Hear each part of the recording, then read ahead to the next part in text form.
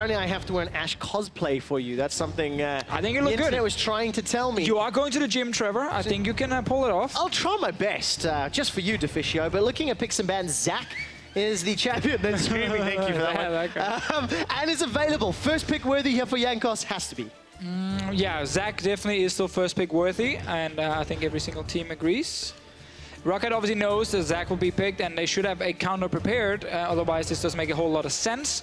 We do see the Gragas, which is one of the counters to him, and I'll talk about that a little bit in-game. Once we maybe see the body slam interrupting a few jumps here and there. I think actually it's okay to try and do what ROCCAT is doing.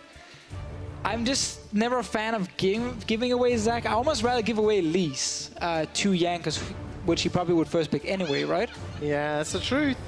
Definitely a champion he's super comfortable on. And Deficio, taking a look at the rest of this, it is a Kog'Maw locked in here. Could be flex, technically. No, it's AD carry. It's going to be AD carry. Trust me, LCK, after they play against LBL Rift Rivals, they're on that hype train right now. I've seen it first picked in the LCK. I've seen it picked in most of the games, especially whenever we saw that KT series, where Def got to play it a few times. It's a strong pick. Heimerdinger, some people are talking about him. I know it's a hover, but it's not that bad of a hover right now. Like, you know, we can rate hovers. Into what? How likely is it that it gets picked? A melee top lane champion? If you pick Heimerdinger against that, you auto-win the lane. Oh, I can't wait. Oh, I'd love to see someone raise their dongers on the LCS stage. I'm just saying, man, after we did change him a little bit, there's a chance. Well, go jump onto Twitter and tweet at all of your favorite LCS teams and players that they have to raise their dongers.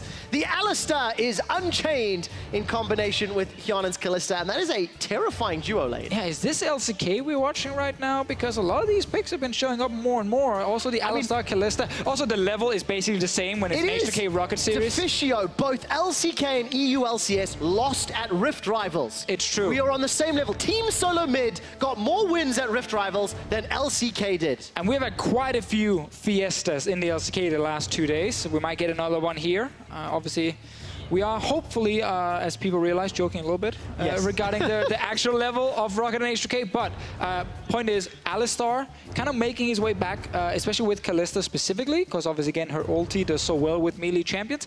And because a lot of tank supports are being picked, so you just pick Alistar against them, you don't get punished as hard in the laning phase, and you can actually be useful. Oh, I'm so happy with those Doran shield changes and the meta shifting away. Diversity. It gave diversity. Away from those range pokes. Phase 2, Deficio, top lane has been hit by the hammer. Gnar, Fiora, Camille removed from the pool. Lucian as well taken out. And this allows Phaxi to lock in his Renekton, seeing as though he lost his arguably most successful champion in Gnar. So obviously at Rift Rivals, we will see Kled being picked right now against the Renekton, and you just kind of try and survive the laning phase and be useful after. I don't think Kled is going to make his way in as a really high priority top laner in Europe. Jarvan is still a choice you can take against Renekton. Just be like, okay, I'm just going to try and survive lane. That is exactly what Odoamne is doing. Good man right there. And then you, of course, add value outside of the laning phase. Mid lane, Syndra, Corki, the very typical blind picks. They are both available at the moment, so it's kind of just up to the specific player. What do you prefer? Do you want stronger laning phase? Go Syndra. Do you want better scaling? Go Corki. Or Hjarnan is also a choice, but I think the other two are just above her. Well, what about the next question? Which does Prolly want to put you on? Because we've heard him talk That's fair. a lot about different types of champions. It's going to be the Syndra, so laning phase is somewhat of the priority. Kog'Maw will give you some scaling, and Corki is locked in for Betsy. So let's take a look at these two team compositions. A good mixture of actually scaling, sort of engage, team comp, team fight as well. I think both comps are fairly strong here. I think ROCCAT's, though, is slightly harder to execute. Obviously, you got to survive the Alistar laning phase, and you want to really play around Renekton in the early game, but you have a Gragas jungle, so it's not as easy as compared to, let's say, an Elise or Rek'Sai. And also scaling-wise, while Corki, of course, with fantastic scaling, you have to deal with Braum, Zac, Jarvan in the late game. Standing in front of the Corki, and then obviously you have Nuclear just sitting behind, just hammering away. So ROCCAT right now, I feel like, really needs to show they can actually play around this Renekton lane and then get Alistar as well out of lane and just force fights in the mid game with Alistar. Wadid, it's a style he likes to play. This is the game for him to do it. Oh, very excited to see Wadid on this Alistar. First time this split. And when you look at his other champions, his most played Thresh, Rakan, for example, really likes to be that initiator on the front line. He's definitely one of the spearheads for Team ROCCAT. And I'm also excited to see how Pridestalker continues to grow. Last week, he had some of his best early game performances. Then ROCCAT started to struggle a little bit late game, so that's where they can't afford to have that problem. And this is really a new pick for Pridestalker. We normally mainly see him on things like Kha'Zix and, of course, that Warwick he's tried to play a few times. Like, now he's on a tank. He doesn't need to be super active early game. He can actually just farm and then be strong in team fights. Not been the Pridestalker style, and that is definitely something to track in game. All right, we will keep our eyes on, and I'm going to ask you to review it, Deficio. It's H2K and ROCCAT load up for game number 1 here in week 6 of the EU LCS. And I can say already, Trevor, Pridestalker starting off really poorly here. He did not go Scuba Gragas. Instead, he's going with a weak skin. And I think that is almost unacceptable at this level. This is LCS. Come on. We'll find out how well Pridestalker can handle the Esquire Gragas, a classier, a more refined version. And a little tidbit that I was just fed by our stats team, Deficio. It was a Kalista. Oh, that's a good skin. It was a Kalista Alistar combination with more cowbell that broke G2's win streak at the beginning of spring. Very true. That's what turned it around. That's what started ROCCAT on that 6 series win. And that's, you know, as we just talked about here, Wadid. Wadid is the man to always engage. Sorry, Deficio, I think that point you just made needs more cowbell. All right, let's see it again. Come on.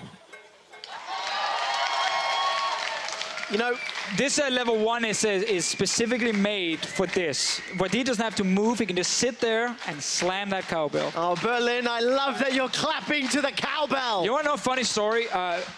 In primary school, we had music classes, and I was so bad at it that every time we had to set up like who's playing the drums, who's playing the guitar, and all that kind of stuff, they always put me in the cowbell to just hold the rhythm, and I had to do like dook, dook, dook, dook, dook, dook, stuff like that. And I never played anything else other than like once when I was put on guitar and they forgot to put on the sound, and there was actually no sound coming from it. It was fantastic. So, Deficio, old school. Former professional cowbell player. Yes. From high school.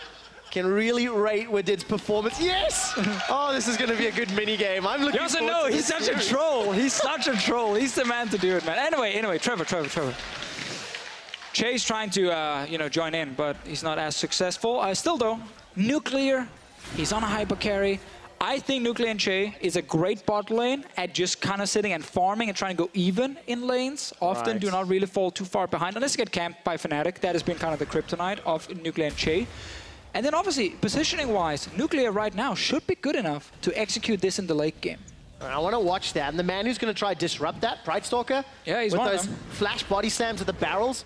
We touched him picks and bans, how Pridestalker had one of his best early game performances. You can see kills plus assists of 15 at 3, 100% kill participation, gold leads. And he did that with a decent jungle proximity as well, not spending too much time. It was one of the first times we saw ROCCAT win the early game. Now, during the split, they've been fine in the mid to late game, but then weak in the early game, and that was kind of an issue for them. Funny enough, when they actually won that early game last week, or 2 weeks ago, they forgot how to play late game. Anyway, mid lane. All right, body slam flash, not going to find the target. Febiven holding on until the very last second, and that lost an exhaust and a flash from ROCCAT. So that's, again, one of the fun things about this little matchup between ROCCAT and H2K is H2K 2 weeks ago, don't worry, it's just a little trade. 2 weeks ago, H2K forgot how to play the early game. They forgot how to play the early game, Trevor. They fell really far behind. They looked terrible. Febiven getting a stun onto Betsy. Meanwhile, ROCCAT forgot how to play late game. So the question is, which team will have improved the aspect they sucked at 2 weeks ago? Is it ROCCAT late game? Is it H2K early game? Well, we're going to find out because we've got a lot of game to play through. As Jankos is already going on a little bit of an invade, gets himself some vision down, spots out Pridestalker clearing the Grom. Says hello, jumps away. Yeah, easily escapes. Those double sentinels, by the way, from Hjarnan, flying conga line up through the river. That'll help them out a little bit. The sentinel against the Zac, especially with the long-range engage. This is such a boring bot lane because, again, they're not really looking to do a whole lot on the side of H2K. They just want to scale. And on the side of ROCCAT, well, you have an Alistar, so you're not really playing to win the lane. You also just want to get out of the laning phase. Top lane might be more action, but no junglers are nearby, and it's just Phaxi and Odoamne. I was going to say spanking each other, but hitting each other. Not yet. There's more damage here. It might happen. I hope that it does. I always do. Odoamne, talking about spanking. Last week, absolutely spanked Misfits. It was 2 weeks ago, Trevor. 2 weeks, I just made that mistake twice. The last week of EU LCS. Yeah, there you go. You see the stats on screen as Camille, 12-3-2. Odoamne just decided, you know what? I'm going to win this game now. And he's under some pressure from Phaxi. And the reason that's like so impressive and that I loved watching that series against Misfits, H2K proved just how good of a team they were. They defended for 50 minutes against Misfits, okay? They were down 4,000 gold at 30 minutes. They were only down 2,000 at the end, and they won with a goal deficit. Trevor top lane. Oh, my story's gonna get interrupted. Maybe not. Odoamne wants to spank Phaxi and he survives. Oh, Jankos, he's on his way. So is Febiven. Oh, let's see. Recall coming in from Phaxi. Jankos finds the fat man. All right, stretching strike. Is there a second target? Yes. Here's Febi. Gonna be in the range. Febi throws down. First blood picked up by the First Blood King. Oh, ROCCAT. They went all in for that kill up in top lane. You need to just time the stun from Renekton with the body slam from Gragas right there, but Odoamne, he managed to just jump right out of it. So to your story, Trevor, about the great comeback of H2K, I think it is still worth highlighting maybe that the great comeback only really happened because they were so bad in the early game. They fell so far down, like the bottom one, game 2, at 20 minutes, down 8,000 gold. I said to Prolly after, that should be impossible. He's like, yeah, I agree. We are really bad in the early game. And he also told me, we're working on it. That's the classic European line. It is indeed. We're working on it. We're learning from our failures. We're going to get stronger. Well, we'll find out in this game. Already 1,000 up, punishing ROCCAT's decision to invade. But while I was trying to set that story up with a little bit more intensity than maybe it deserved, it is actually a testament for a team like H2K who have a history of falling apart and struggling to be able to dig deep and bounce back. Jankos has stood right on top of a ward there. And I want to see more growth from H2K. They've got the same 5 players as the spring split. Yes, they had a bad playoff run in spring, which has colored a lot of the information. Oh, what a beast. Come on, Wadid, you just need some cowbell to make that BM even better. That was actually pretty annoying for Febiven right there. Oh, he knows, he knows. Every time. So Febi actually just got delayed right there on his recall, meaning Betsy is returned to lane much earlier. We'll obviously get to just push the wave. Meanwhile, though, we got to look at Alistar, and he's level 6. That is the key one. They get a few buffs.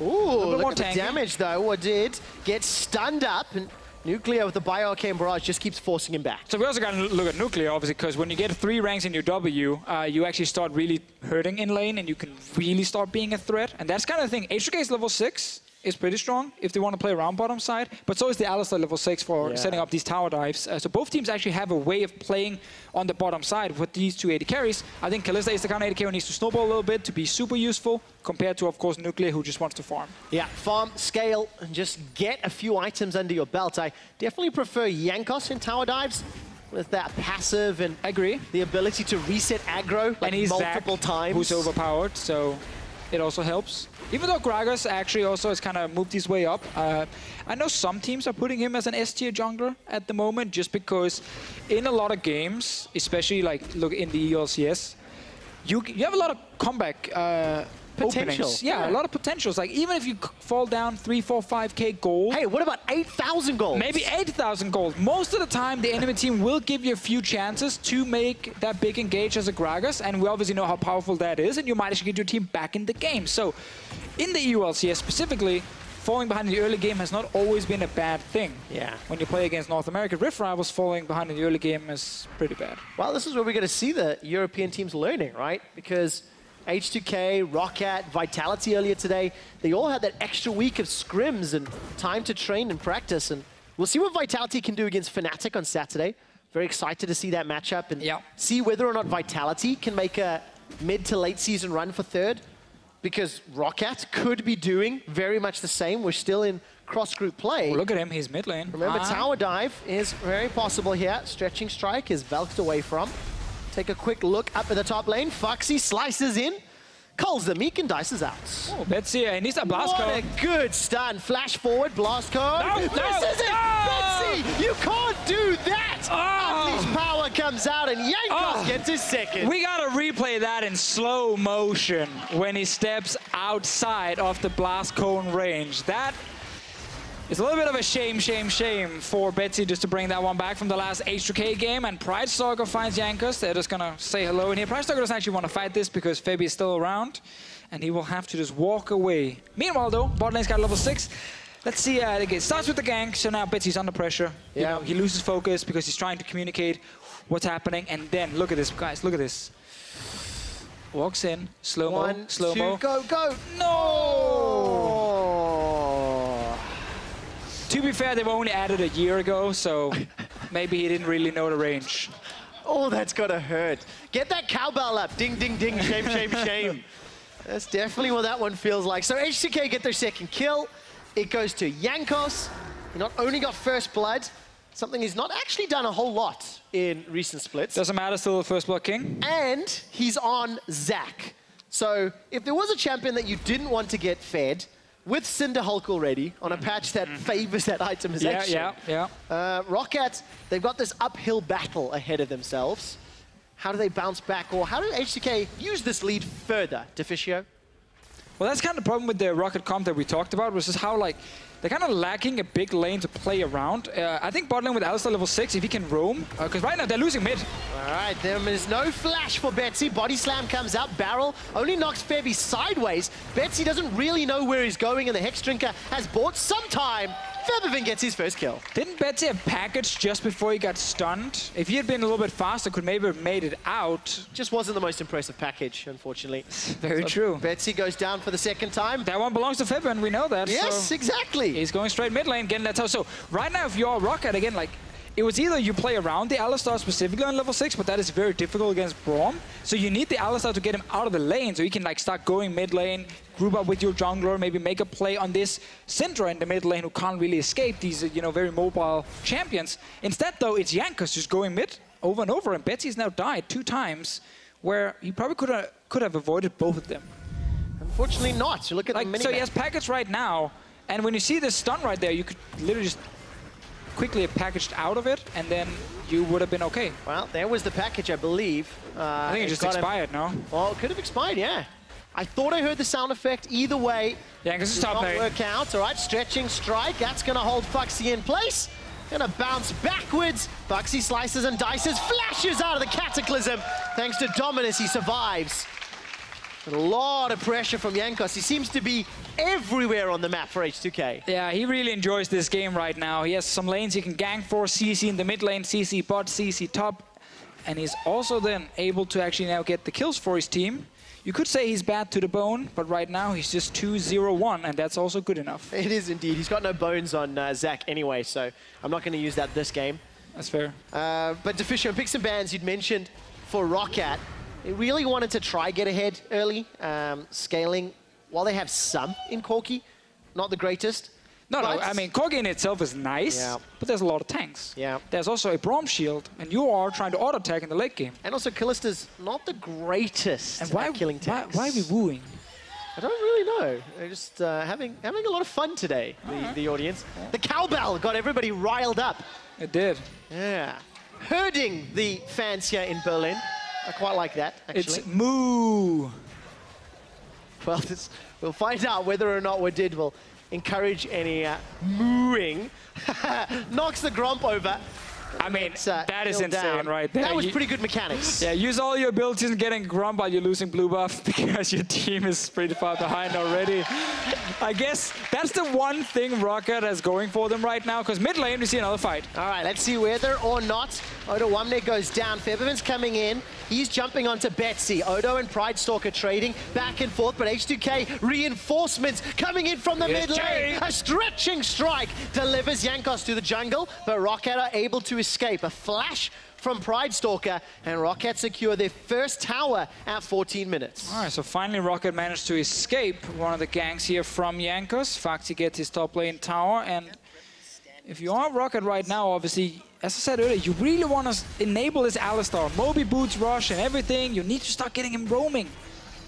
If he can't get out of this bot lane, on his own, then maybe put Corki bot lane, put this Kalista mid, and then actually try and set Wadid up for success. Such a difficult situation. If you look at the minimap, the amount of vision that H2K have set up in ROCCAT's right-hand quadrant, there is nothing that ROCCAT can do without H2K seeing it. Yeah, now that we had Rift Rivals and we saw the North American way of playing, which was very focused on the mid lane ganks, get the mid laner ahead and then use that to snowball the other lanes.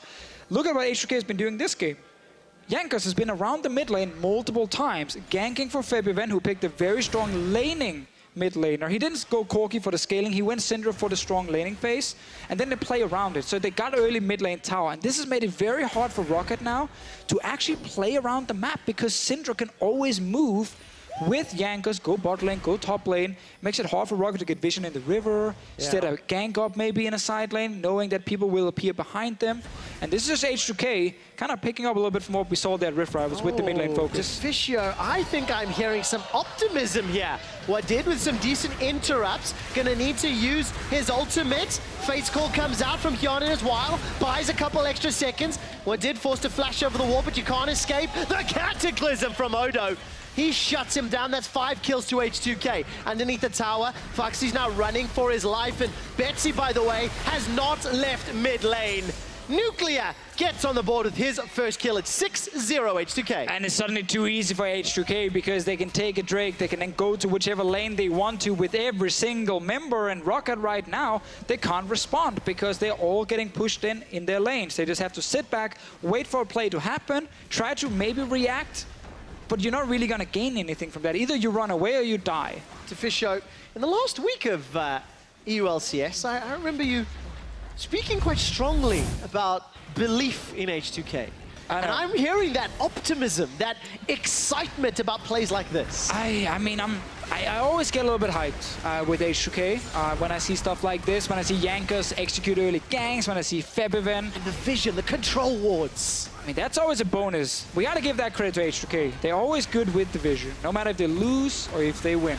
But this was just a very well executed play on the bottom side. All the correct members also getting the kills right there. One for Nuclear, some for Febiven. Right now, if you're H2K, you have a strong AD carry, you have a super strong mid jungle setup. Yes. And that is enough actually now to start winning this game. 100% kill participation for both Jankos and Febiven. H2K currently the #1 team in Group B. Taking a look at some of the standings very quickly in Group B, because we have talked about that a little bit. H2K quite comfortable, looking forward. But if you look at ROCCAT, they're 2-4, G2 3-3. And ROCCAT, as we've mentioned, they are within touching distance, and G2 is very weak right now. Exactly, like we have not really seen anything from G2 eSports all summer split. They play Splice tomorrow, which is not an easy matchup by any means. So if ROCCAT can secure a win here, they tie, of course, or well, they look to tie G2 if G2 lose tomorrow. And then the race for that playoff spot is still on. It would be almost insane to imagine G2 not making playoffs. Let's see what happens. It is a possibility. ROCCAT throw everything at Odoamne, and he flags and drags and brags about how easy it was to escape. Are they chasing? No. Mid lane though, Jankos Febiven holding hands again. Really, really focused on this mid lane synergy. Yeah, has been paying off. Working out indeed. I mean, when you've got a Zac and Syndra, you may as well, right? Rift Herald's gonna get summoned. Jankos is going to unleash the charge into the mid-inner. All right, Nuclear could actually just start hitting that top lane tower, but he wants to join his team in mid lane. Betsy is trying to sneak in behind H2K. Betsy's deciding to play catch with every single ball that Febiven throws out. Stunned up multiple times in a row. Behind in CS, H2K are now 4 towers to 2. And the Herald gets another charge off onto the inhibitor turret. By the way, look at the minimap. So Nuclear had just shoved top wave in, roamed down to middle to support his team. I should have stayed top, but that's fine. Now Odo is shoving in bottom lane. Yes, you could have done a little more, but everything is in control of H2K here, Deficio. All started with the early game, Trevor. Good gangs from Jankos, snowballs the team, and ROCCAT's composition here. As we said, it's hard to play around the Renekton lane when you don't have a jungler who really wants to focus on early ganks. We saw that failed tower dive where Odoamne actually outplayed ROCCAT's 2v2, or so 2v1 on the top side. And that kind of already set them behind a little bit. Then mid lane dies as it sets them further behind. Yeah. And we already said bot lane would be a farm lane. That was just kind of waiting for the rest of H2K to then show up and make something. So ROCCAT right now, just due to the early aggression from Jankos, have fallen almost too far behind to do a whole lot. Yeah, 6,000 gold as we approach 20 minutes. Looking at some of the big item completions. 2 items already completed for Febi and Nuclear. Betsy hasn't even got his Trinity Force yet. He went for that Hex Drinker and Merc Treads beforehand. That's how much pressure he was under. Thanks to Jankos, thanks to Febi. That just puts a lot of challenges on them. So now Hjarnan and Wadid, they're going to get ganked. Chei, Jankos making their way up. Odoamne is going to teleport as well. Hjarnan has already flashed. There goes the Fate's Call, buy some time. But the Cataclysm comes down despite some knockups. ROCCAT, they're still locked inside. Already lost Hjarnan. Now Wadid tries to sidestep and dodge the stretching strikes, but there's just so much crowd control. H2K pick up 2, and what is next on their list? Well, it's not only the control, it's also just the reaction time from H2K. Whenever they see ROCCAT do anything, they react instantly. I love the setup, put the ward down, Odoamne joins, and it's just an easy win. Let's see what happens here. All right, ROCCAT looking for their first kill of the game. Not going to find it yet. Dominus thrown down by Phaxi. He's forced to run away. A 2-man stun from Febi gives him another kill. Make that a double as ROCCAT get their 10th. Well, I guess now they can look at Baron. They wanted a few more kills before they did it. Febiven is still full HP. He's on top side. Actually, never mind. Rest of H2K playing it safe. Don't want to risk it. Yeah, fair enough with Hjarnan and Wadid already respawning. Also, you can get that juicy cloud drake. Dude, I'm so glad you said that. And I'm actually really thankful for H2K. Because do you know how many cloud drakes ROCCAT have secured all split long, Deficio? I'm going to say, when you put it up like that, I'm going to say 0. In 16 games, ROCCAT have got no cloud drakes. Ah, there we go. The true EU team. We'll carry on with that. As you can see, Hjarnan and Wadid really just outnumbered. And every single fight so far, if you look at the minimap during the replays, you will notice that 1 or 2 ROCCAT guys are not even nearby. There's no way for them to actually get up to join the fight in time because they just push so far down on the map. And then you almost have to start overextending to get something back, but you just get punished by a team that is quick on the trigger in this one. Another follow-up fight, obviously ROCCAT losing a lot of members early. Febiven joins in.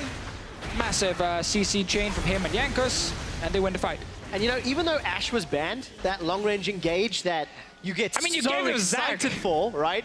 But that's the next thing. Zach, Jarvan, and Syndra, all who can engage from 1 to 2 screens away. I feel like you should have given Elise over, not the Zach. Because at least with the Elise, if you can just play a bit safe in the early game, you can avoid some of her ganks, and then she gets easier to deal with. Yeah. Jankos has just shown like an almost perfect Zac performance. 100% kill participation still together with Febiven. Non-stop ganking. He's level 12 at the moment as well. I mean, this Zac is just so strong, and I get what ROCCAT tried to do. Give 1 pick, get 2 in return. It backfired. After looking at last week's EU jungler's performance and looking at Jankos, there is some hope in the pool. Now, admittedly, he's on Zac. You have to take that with a pinch of salt, of course. See, regarding that point as well, with the NA junglers outperform the EU junglers, it's so important to remember that jungling is very much a team game. Yep. And if your team is actually playing around the jungler specifically, setting him up for success, it's much easier to look great, which is what the NA teams did so well. Jankos, he's finding Pridestalker. He is indeed. Stretching strike finds 1. Won't find the second, but a stun on the back end. Pridestalker not going to be the victim of unleashed power from Febiven. He's able to escape. But look at the vision again. Control wards all throughout ROCCAT's jungle, and H2K can peel back for Baron whenever they want. They should just start the Baron, because worst case you get Phaxi's flash. Oh, he just one-shot it. Oh, the gameplay button exists. Febiven shares his gameplay with Hjarnan, and actually that's super scumbag, because now Jankos no longer has 100% kill participation. That is not team play. But Febiven still has 100% kill participation. Yeah, but that's not team play, Deficio. I don't know, it's classic EU mid lane greed. They want it all. They don't want to play supportive champions. They always want to be the carries. Voidstaff, Morella, Nomicon, Luden's Echo, 23 minutes in. Actually, what is the gold difference between mid laners right now? 13,000 gold for Febiven. And drumroll, please, how much gold do you think Betsy has? 13,000. Remember, I can only do the cowbell. Well, there you go. 8,000.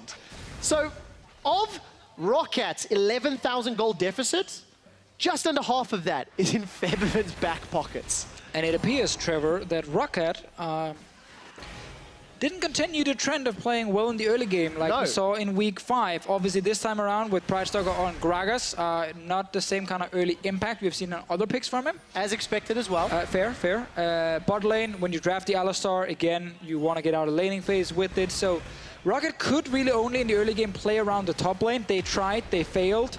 And that's why H2K are now taking the mid inhib. That's so easy. Look at the minimap. ROCCAT have no one to contest. Hjarnan's in the top lane. Wadid's in the mid lane. Phaxi's under pressure here from Odoamne and minions. Cataclysm goes down. The flash comes out and one more strike from Odo. 2-0-6. It's a 12,000 gold difference. And you know what? Wadid is still behind him, by the way. If this is the peak level of H2K, this is where the belief, the faith, the excitement comes in. Yes, it is against the number 4 team in a group, of course, right? But this is just beautiful play. Yeah. Everywhere. It is clean early game. It's what we want to see from some of these European teams. And H2K, they're showing it. It all started around the mid lane with Jankos and Febiven. They're going with these Nexus turrets. Wadid is still behind. H2K, he's now on his way back after he stopped and started recalling a few times. He's going for the surprise gank in his own base. I figured it out. I think Wadid is trying to busk for gold. He's playing the cowbell to Summoner's Rift when there's no one there to help him out. Nuclear gets another kill. That gives me some fantasy points this week. As the Nexus goes down, H2K dominate game 1. Dominating was almost an understatement. They could not have destroyed ROCCAT any harder. Where is Prolly? I really hope we can see his reaction at some point. That man is very rarely a happy man, but today he should be for that game. I mean, he actually always smiles. Could be a fake smile, but it's always a massive smile on his face. I think there's maliciousness in that smile sometimes. Potentially. I also have everyone know that Febiven did not get his 100% kill participation. Oh, so Nuclear, did he ruin it? Nuclear walked down and killed Betsy on this last push here, and then suddenly we actually had 13 kills for H2K. I believe there was one other kill as well that Febi was part of. That was a Phaxi kill by Odoamne. So everyone on H2K got together and said, we want to ruin this 100% kill participation. Yeah, look at screen at the moment. You know, H2K backstage, pretty big smiles. Jankos, quite a focused look, but in the ROCCAT camp, Freddy and Grabs. Look, there's a lot to talk about, but the truth is just H2K outplayed ROCCAT, right? Like, yep. They showed up, they had a game plan, and I mean, they executed it. We also said this in the draft, like, I really feel like H2K got such a good setup here. Hindsight 2020, easier to say now as well, but I think with the Zac first pick, and then when you get a bot lane that can just farm against, of course, an Alistar lane that's never going to kill you, there's just nowhere for ROCCAT to really pressure. There's one thing getting a plan, there's another thing executing it. Fair, H2K off to a great start with flawless execution. Let's get some thoughts from Analyst on how they won. Thank you very much. I mean, it's true in the end, hindsight is 2020, but if you see a champion that has been banned 62 times before this game, I think we're going to go to 63 in the next game, but I will also not want to take anything away from the way H2K snowballed their lead. And to be honest, that was the question we asked ourselves. Can H2K exert the pressure that we know and love them for? The answer was yes in this game. Right, it was the question for both junglers, and we started with Pridestalker seemingly stepping up to the plate first to gank in mid lane. He was being active. Successful flash for Flash, but it all goes wrong when he tries to do the same again. No flash for Pridestalker this time and goes aggressive under the tower. They can't lock down Odoamne, and unfortunately Pridestalker ends up sticking around too long and Jankos picks up the kill. This is the early game impact that we wanted to see. Jankos was doing a great job of counter-ganking where Pridestalker was going from this moment onwards. Yeah, I would say, because this, of course, we need to take it with a grain of salt because he was just clearing his own camp. He saw that Pridestalker was up there, so he went to get the kill, but all credit to Jankos. After that, mid lane was his priority. Yeah, and speaking of priority, jungle priority for Jankos, 50%. That is insane for a jungler. That is half of his time spent between 2 and 15 minutes was around the rest of his laners. He spent so much time ganking for Febiven and just constantly getting kills on Betsy. That he did, and it was important because Betsy, we looked at, you know, if he's on Corki, if he gets to scale a bit here and there, that could be an in for ROCCAT, but even that was not a possibility for ROCCAT. And then Betsy also, in your mind, shouldn't have built a Hex Drinker early, or? So it's not shouldn't. Hex Drinker is a necessary purchase for Corki against Syndra. You basically die if you don't have it. The problem is when you follow it up with Mercury Treads, you've just invested 2,500 gold on not dying against the champion. Well, he was dying a lot, Stress. That is still killing you. And if you can't be successful investing that amount of gold, then that Corki is never going to scale into the game. And that's one of the problems with this Corki that we've seen exposed is if the jungler comes mid with like a Syndra or a LeBlanc, you get kills, you snowball, Corki never gets into the game. Corki didn't get into the game, and H2K pushed their snowball out very, very correctly. Obviously, Jankos, a lot of visits to mid, so your Syndra is getting fed, and then they just keep moving around the map. And honestly, they could have gone anywhere, I think, at this point and gotten a kill. Yeah, and it was bot lane was the focus. 15 minutes into the game, H2K say, okay, we're strong enough to fight this. They catch out Wadid, and he ends up denying some of the engage from Jankos at first, which is nice. Good, like, combo out of Wadid. His Alistar wasn't too bad for an Alistar overall, but look, H2K is so far ahead that as soon as this team fight locks down Hjarnan, they just continue going kill after kill, and this is what the next few fights look like for H2K. It was just absolute domination. That it was. If Jankos doesn't get that early kill, because Pridestalker doesn't complete the early gank and he can kill him, how far does H2K get ahead? Or is it not even worth talking about that? I wouldn't say it's not worth talking about. I don't think the first kill set up the entire game. I think Jankos on this Zac would have had the impact around the mid lane anyway. Zac isn't reliant on these early kills as a jungler. It just makes it easier for him. I think it was the Febiven Jankos synergy punishing Betsy so incredibly hard that made this game out of reach for ROCCAT. I can agree with that. We also saw Syndra just going off to the side lane, flashing in and killing absolutely everyone. And that's what we wanted to see from H2K. We asked ourselves the questions after that comeback to Misfits in week 5. How clean can they be after a week of rest? How much of a top team can they show us to be? And if it's against ROCCAT or anyone else, that's exactly what you want to see. This is a great start for H2K on that campaign to being one of these top teams. They're probably hungry after Rift Rivals not being on, Summoner's Rift playing out. So I'm expecting business as usual and going into game 2 now for H2K. Similar performance, fast game against ROCCAT. We said that ROCCAT's only option might be getting that scaling mid laner. I think it's a risk to play it again. They might need to get Betsy on something that isn't quite so comfortable for him like a Syndra. We'll see what choices they decide to make. H2K are looking to close out the series when they step on stage for game 2 right after this. It's H2K and ROCCAT load up for game number 1. Oh, Betsy, he needs a blast code. What a good stun. Flash forward, blast code. No, This is it! Betsy, you can't do that! Oh. Unleash power comes out. Fate's Call comes out from Hjarnan as well, buys a couple extra seconds. One did force to flash over the wall, but you can't escape the Cataclysm. All right, ROCCAT looking for their first kill of the game, not gonna find it yet. Dominus thrown down by Phaxi, he's forced to run away. A 2-man stun from Febi gives him another kill. Make that a double as ROCCAT get their 10. As the Nexus goes down, H2K dominate game 1.